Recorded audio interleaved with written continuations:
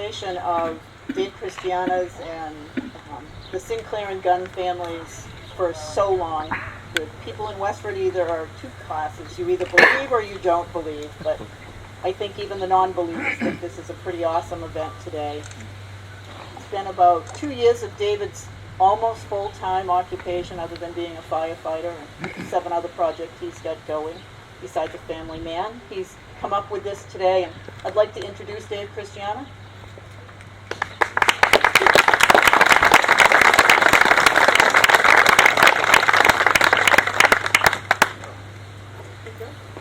Thank you.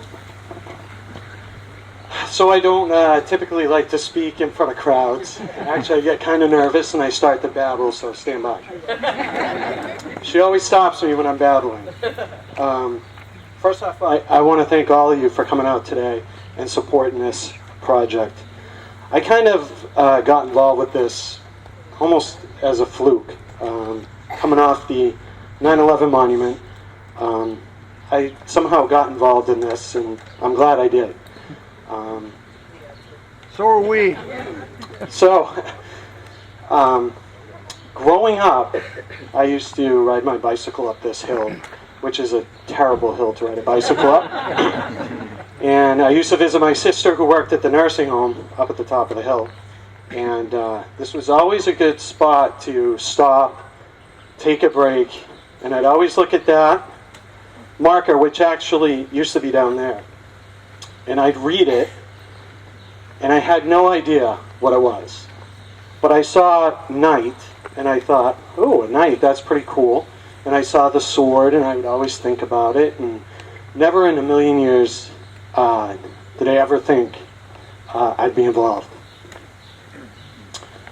with this. So, I have my speech, it's short. If it's too long, I get comfortable, and then I'll never shut up, so we don't want to be here all day. So, I gotta say I learned a lot doing this project. I started researching a lot about it. Like Nancy said, there are some who believe it, some that don't. A lot of Westford residents don't even know this was here. It was kind of hidden, not very well seen from the road. And I started drawing up my plans, and I started researching a little bit, going online, and I found some things that I'm like, oh, what am I getting myself into here? There were a lot of people who don't believe and had a lot of arguments, and people that do, and I really needed to force myself to read it all. And what I found is a lot of the arguments against this were arguments that if I turned a thesis into high school, I would have failed. A lot of the arguments didn't hold any water. It gave me a little more passion to do this. It gave me a little more understanding, and so much research has been done on this site, and actual real science from experts that have actually examined this site, that I felt really good about doing this. And the other thing is, this is really important for the town of Westford, something that a lot of people don't understand. This has brought people in from all over the world. It's put Westford on the map. And the first time it was written about, 143 years ago, it was described as being old. A human figure cut into the rock was what it said. And even then it was a tourist attraction in 1873. So to me that was important. We have a really unique, significant historical site here in Westford, and it was just deteriorating. Bothered me. Because we do so much in this town that's so good, and this was not one of the things. So with that said, I started the project. You know, it took a while to plan it, get it through the boards. I think the 9/11 monument did help a little momentum on my side, which, hey, you know. And there were many challenges. Finding people to help me. I always could rely on J.T. Smith. He's the guy who did all the granite. He helped me. He pretty much helps me with every project I do. JT, yeah.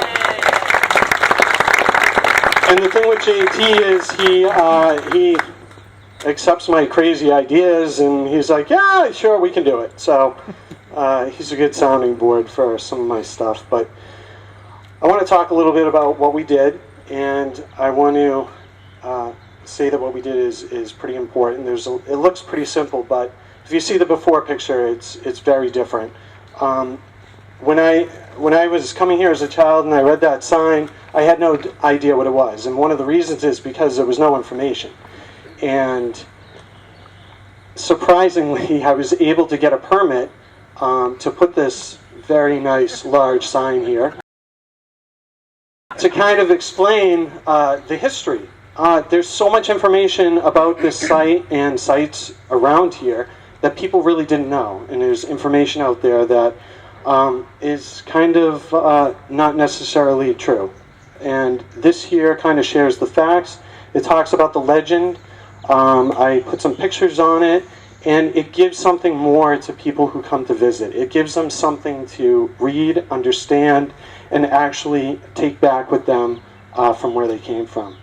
The other thing was this site is very slippery when it rains, and people had access all through this bedrock. And so we made it so that they really couldn't, to kind of protect what's here. One of the other issues, one of the biggest things, and it's probably the simplest part of this whole project, was that case. I was told I could not drill into the rock, which is, it's easier to drill right into the rock, but understandably. So coming up with a way to do it, keep the case down, keep the water out. The rock, as you know, is it's very jagged in areas. It's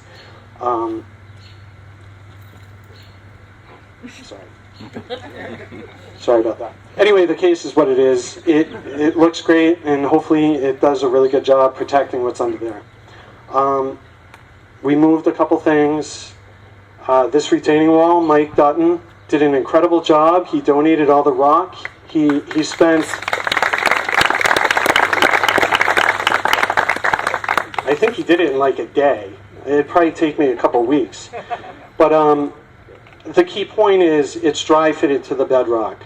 So all the soil that was removed was sifted through by Virginia Kimball, who sat here with some of her students and went through all the soil. We dry fitted it so it protected the bedrock and did not compromise the integrity of the site. The posts here are very important. We utilize the spots that the original posts were in. We only added 2 spots that posts weren't in, and those were thoroughly examined prior.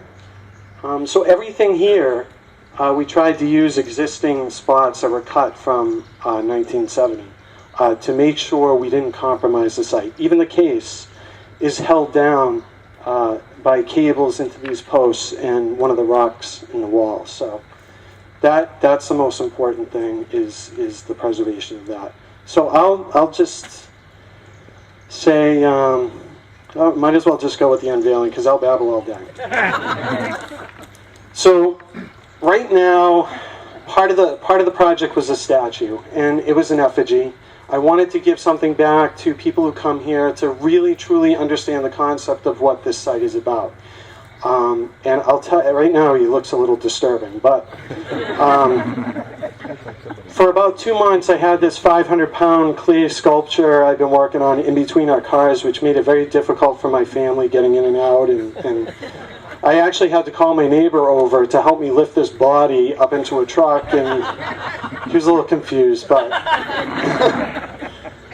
with that said, I hope that you guys like it.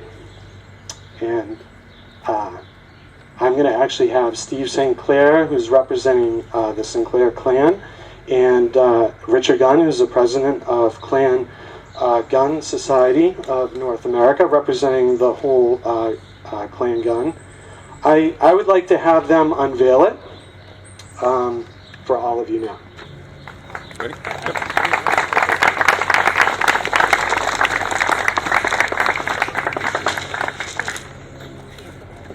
We have the drums? Wow,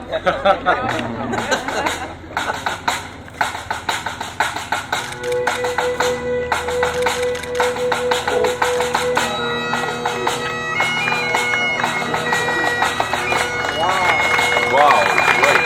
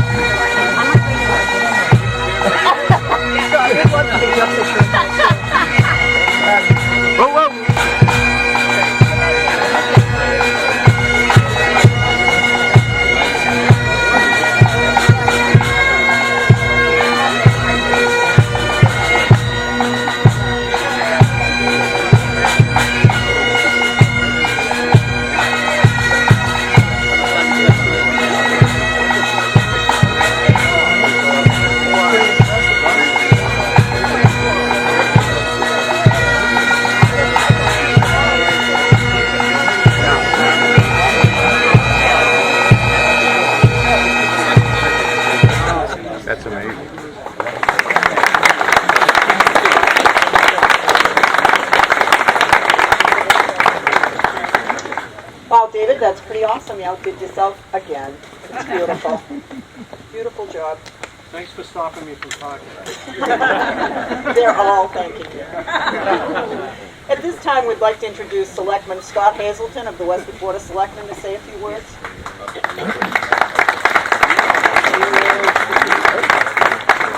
Thanks, David. Just magnificent, and actually pipes and drums. The Black Bear, Scotland the Brave, they're signature songs, but nothing shows majesty like Helen Cathedral. It was awesome. So thanks for inviting me, and thanks for all being here today. Special welcomes to our representatives from Clan Sinclair and Clan Sinclair and Clan Gunn. I'm only half Scottish and I'm a lowlander, but welcome anyway. I think it's especially poignant that Clan Sinclair is here. One of the distinguishing marks of the Westford Knight is in fact the sword. And one of the distinguishing points in history for Clan Sinclair is at the Battle of Bannockburn, one of the great battles of Scotland, which basically assured our independence. Robert the Bruce gave his sword to William St. Clair, basically as a gift from the king. So it's the sword's got a lot of ties with that clan. There are a number of great things about Westford, and today we're going to see, I think, 3 of them on display. An appreciation for our historical heritage, a talent and appreciation for the arts, and an enduring sense of community. Over the past few months, listen to the news and you hear of the deliberate destruction of historic sites that have stood for millennia just because they don't fit a particular worldview. And it's perhaps even sadder that we've lost other artifacts over the years just through benign neglect. Old buildings and stone walls mined to build other buildings, paper and other that decay without preservation and have lost manuscripts forever. Here in Westford, we value our historic legacy. We cherish and preserve our town museum, the Rowdenbush, Old Nabs, Frost School. We even repurpose things like the Abbott Mill, Cameron and Sargent schools, but to retain their structural integrity. And even now we've got committees working to save the mill at North Main Street and on the town farm, one of only 3 poor farms left in the state. And if you walk the Burns Loop Trail, you'll see a retaining wall built out of stone by a farmer 200 years ago. Still does the job, and in fact the Eagle Scout that built the trail incorporated that into the plans. So it's no surprise Westford wants to preserve this Knight, which is in very much danger of being lost to decay, and certainly is probably our oldest artifact in town. Erosion has been a slow killer. If you look at the history of that over the years, we've been losing the granularity of the etchings. Even New England granite can be worn down. And you add that to motor vehicles, the exhaust, the road chemicals, that just sort of hasten the process. And eventually we'd have had water and ice that just finish the job. One solution, and many places do this, is to put the rock in a museum where you really can't see it. What we've done here is it's kind of practical, the size of it, but also you lose the significance of the site. So it's imperative that we protect it with a cover, and it's an interesting piece of this is that people travel great distances to come and see it. You want it to be out in the open where they can appreciate Westford and appreciate what it means to be explorer in Westford. It's kind of funny. People in town, we have explained today is this day of this unveiling, and say, "Where is the Knight?" They drive by it and never even seen it. Now they can finally can see it. But apart from just recovering it, we've enhanced the site, or Dave has enhanced the site, and the enhancements are really quite remarkable. When Westford Remembers takes on a project, you get a lot more than a granite marker. How many times towns our size have got the talent that we do, and especially you see that work through Dave Christiana. If you follow this project, you know that he brought the care of a curator, the science of an archaeologist, precision of an engineer, all while imposing the flair of an artist in this project. So this is truly, truly wonderful. What could have been a plain etching with a historic marker is now much more vibrant. You can see the holes on the straps, on the buckles, on the greaves, on the Knight. You can see the rivets and the sabatons. It's an amazing attention to detail. Shows the work he did, the historical research he did, and we really appreciate that, Dave.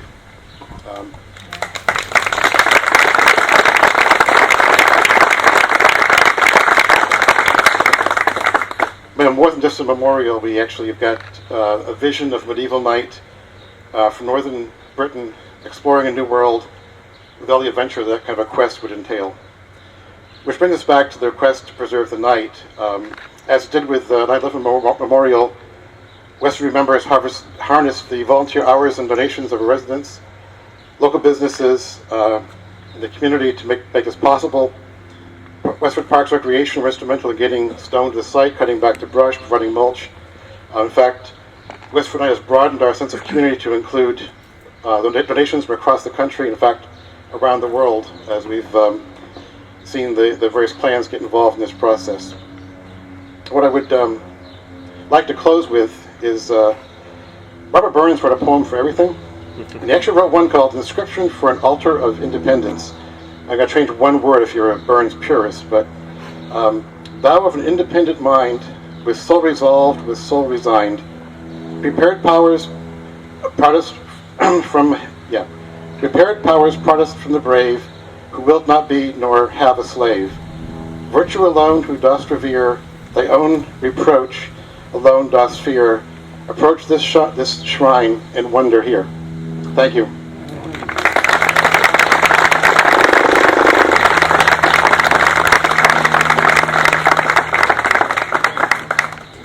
I think a lot of us knew the knight was here, but didn't pay a lot of attention to it until very recently, when our own very famous David Brody wrote the book. So I'd like to introduce David at this time to have a few words for us. Thank you, Nancy. Great to have so many people here. Thank you all for coming. First thing I want to do is add to the chorus of thank yous to David Christiana. An unbelievable amount of work went into this, but this would not have happened if it weren't for your commitment, your energy, your passion, your talent, your focus, your patience sometimes. Sometimes. But really, thank you. His patience. Our patience. JT's patience. But thank you so much. Again, this doesn't happen without you, so this is great. Also, let's do it.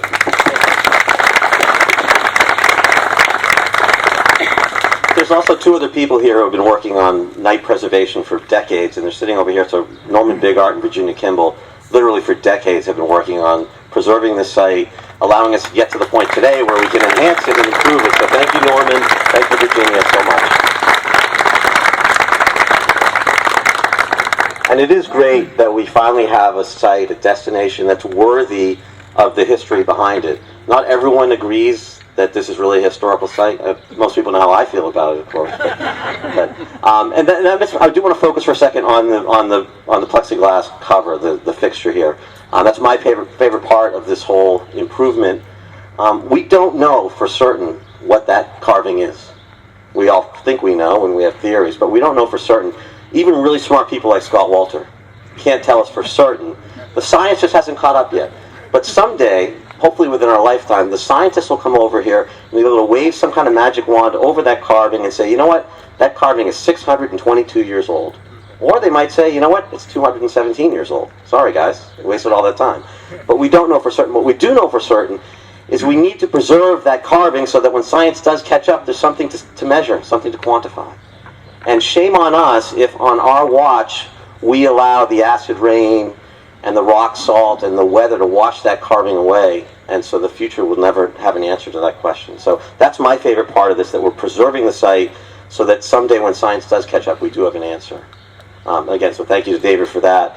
I think that's about all I want to say. A lot of people have said some great things, and Scott, I appreciate all your kind words, but I'm thrilled that we finally have a site that's worthy of the history of Prince Henry Sinclair. So thank you all for coming today.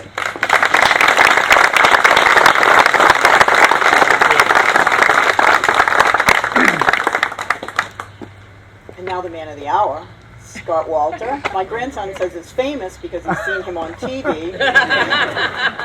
Scott is the author of America Uncovered, Unearthed, whatever you want. I don't know about the man of the hour, but I will say that I am extremely happy, pleased, ecstatic. I can't really describe how happy I am to see this, because and before I say that, I just have to say one other word. Wow, is this not amazing? I mean, That statue, David, incredible. Great job. The whole thing is amazing. I mean, it's a story about something, as you said, David, we don't know for sure exactly what we have here. I have a pretty good feeling about this. I think it's not going to be a 200-year-old story. I think it's going to be much older. But there's a lot more information we need to learn. And I've been preaching this for a long time now. It seems like forever. We have to preserve these sites that we don't know for sure what they are. We have a lot of ideas, a lot of thoughts, a lot of theories. I'm one of those guys that have a lot of theories. But the honest thing is we don't know. And until we do know, we have to protect them. So I want to say to not just David, and the other people that helped make this all come together, but really to the entire community, bravo to all of you.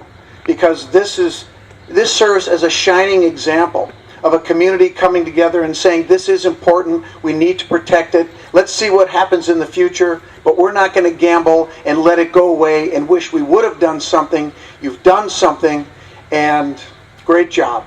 So believe me, I will brag a lot about this as I go forward in other communities because we have other artifacts that need to be protected. And I'm just going to say, take a look at that Westford Knight. That's the way you do it. So great job.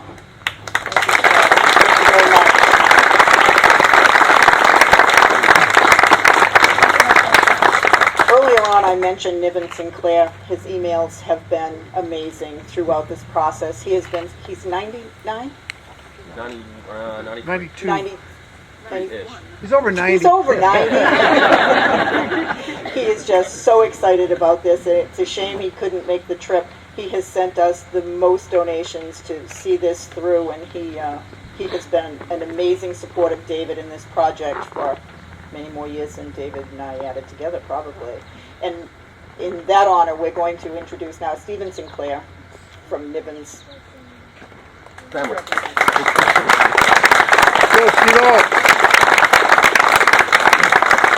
Thank you.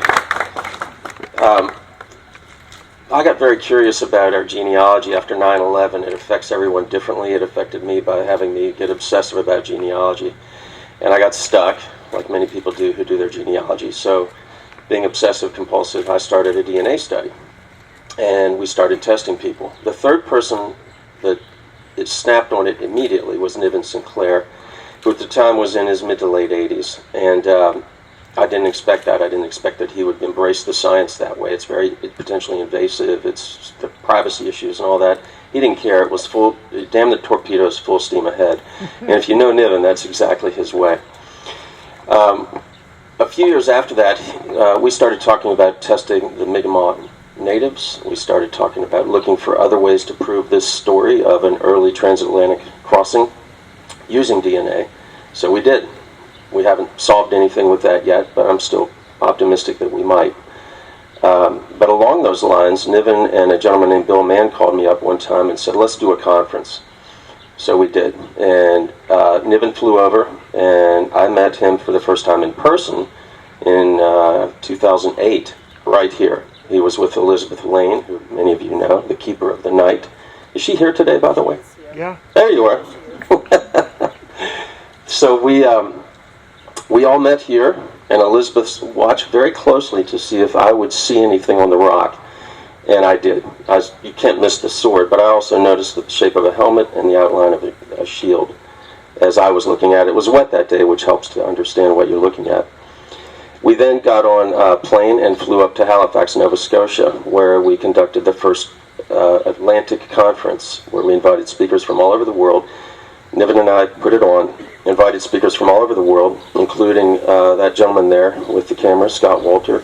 He and Dave Brody came up. So along the way, I'm collecting these people around this story, this interesting story, which I don't like the word believe. I like the word evidence or lack of evidence. And along the way, we started to find evidence that supported the story. And just this past year, evidence was found on the lower left-hand side of this rock, a symbol of what we think is a hooked X, which fits into Scott's story. David was part of that as well. And the other David, I think you actually... Shane actually found it, right. Thank you. Further evidence is what we need. And to everyone else's point, protecting this piece of evidence is critical. So I'd like to thank the town of Westford for this especially, and all of you for what you've done on behalf of the Sinclair family. Niven could not be here, but I pressed him, and his health is not well right now, but I pressed him to sit down and write a few notes, and he wrote a lot more than that. And I'm going to read them to you. Niven says, you know, his personality comes out in the writing. He is not a quiet personality. June 10th, 2015. I regret I cannot be with you in person, but rather like the Westford Knight, erosion has taken its toll over the past year. Unlike the Westford Knight, I don't have a Dave Christiana and his team to prevent the erosion from spreading further. Therefore, when I received the invitation to write a few words for the opening ceremony, I felt deeply honored because over the years I have grown to realize how important the Knight is in the long history of America, which, after all, is just as old as the history of the Old World. It certainly did not begin with Christopher Columbus's voyage of 1492, nor for that matter did it begin with Prince Henry Sinclair's historic voyage with the Gunn family in 1398. Because he knew his Viking forebears had been making that self-same voyage from the 10th century onwards. He was simply following in their wake. Nothing angers me more than condemnation prior to investigation. And in this regard, the Westford Knight and Henry Sinclair have suffered more than most. So it is with great pleasure that I can draw your attention to a new book by the well-known author,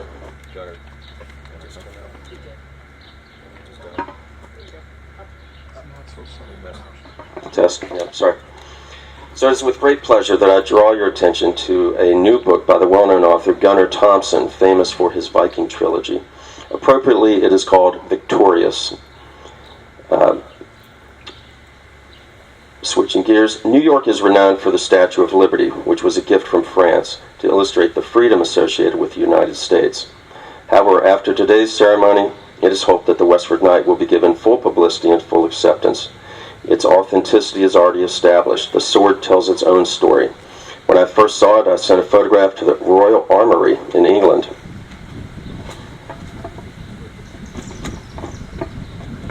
When I first saw it, I sent a photograph to the Royal Armoury in England, and it was dated to the 13th century. Later, I had Mariana Lyons do a rubbing of the Westford Knight, which brought out all the lines with greater clarity than a photograph was able to do. Nearer to home, we have the Knight being authenticated by Joseph Sennett, the Massachusetts state geologist. The very fact that Henry wished to honor the death of his companion in arms, James Gunn, is emphasized by the use of a broken sword. The sword itself is an emblem of chivalry. The break in the sword signifies the death of a knight. And then he writes, I love this, incidentally, I know where James Gunn's father and son are buried in Caithness, but no grave for James himself. Equally, there is no grave for Henry Sinclair, which leads me to conclude that he never returned from America. My heartfelt thanks to David Christiana for his wonderful work in making this memorial of the Gunn and Sinclair families a reality. David, can you come up?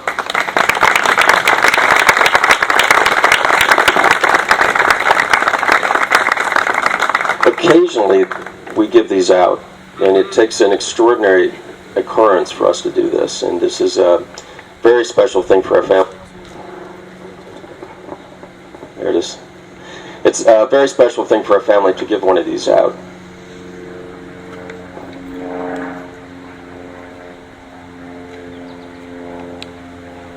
So inside is a copy of Niven's letter, which I want you to have. Also inside is a pewter plaque with the Sinclair and Gunn, or the Sinclair shield on it. It's Prince Henry, and it says Claro Militis in Rico de Scotland. That's yours. That's yours. Thank you for what you've done here. It's magnificent. And I have one more of these. Rich, can you come up?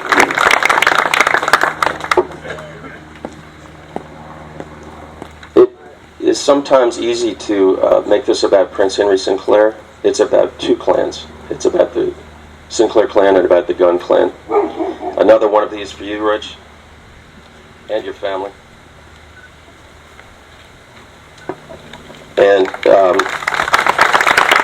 and for the member of your family who we think likely fell here, which is why the sword is broken. Thank you. We look forward to working together on this in the future, this question of what happened here so long ago. Thank you, everyone.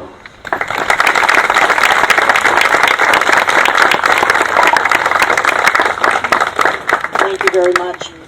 And at this time, representing Clan Gunn, the president of the I can't do it now, Scott. Clan Gunn Society of North America, Richard Gunn. Thank you. You're welcome. Good morning. My name is Richard Gunn. I'm the president of the North American Society of Clan Gunn. I'm here to represent our 1,100 members as well as our commander and guns from around the world. We have guns in the UK, New Zealand, Australia, and Canada is part of North America. We also have Nova Scotia. The guns have believed for a long time in this site. I first visited it around 2009, and it didn't look anything then like it does now. We were here a year ago when we had our annual meeting in New Hampshire, and we met with David. We talked about the plans that were coming. We tried to raise some money. I think we were successful in doing that to financially back this project that we felt was needed to protect what's here, believe it or don't believe it. It needed to be protected until it could be determined what had happened. I thank you, David, for all your work. I thank the city of Westford and all the people in the community for all you've done. I got some words too from my commander. He says, I've been fascinated by the story of Prince Henry Sinclair's expedition to the New World in 1398 since reading Frederick Pohl's work in 1974. My wife and I tried to find the Westford Knights engraved stone reputed to commemorate the death of Sir James Gunn, cousin of Prince Henry Sinclair, Earl of Orkney and chief of Clan Gunn, with 2 members of the Clan Gunn when we visited in '76, but failed to do so. We subsequently had the pleasure of being shown the stone by Norman Bigart of Clan Gunn and the local committee on a second visit to New England, and received a rubbing and a mold of the stone through the good offices of Niven Sinclair, who has done so much to verify and promote Pohl's account of this extraordinary expedition. The cast of the stone and the illustrations of the rubbings by Mariana Lyons are now in the Clan Gunn Heritage Centre in Latherin, Caithness in Scotland, and we take pride in the chief of Clan Gunn being one of the first, if not the first, recorded deaths of a European in America. My wife and I were delighted to revisit the site last year and meet David Christiana and his colleagues, see the preservation plans, and hear about David's planned bronze sculpture. This has now been completed and will be a continuing commemoration. Many congratulations to all involved. Ian A. Gunn, Banniskirk.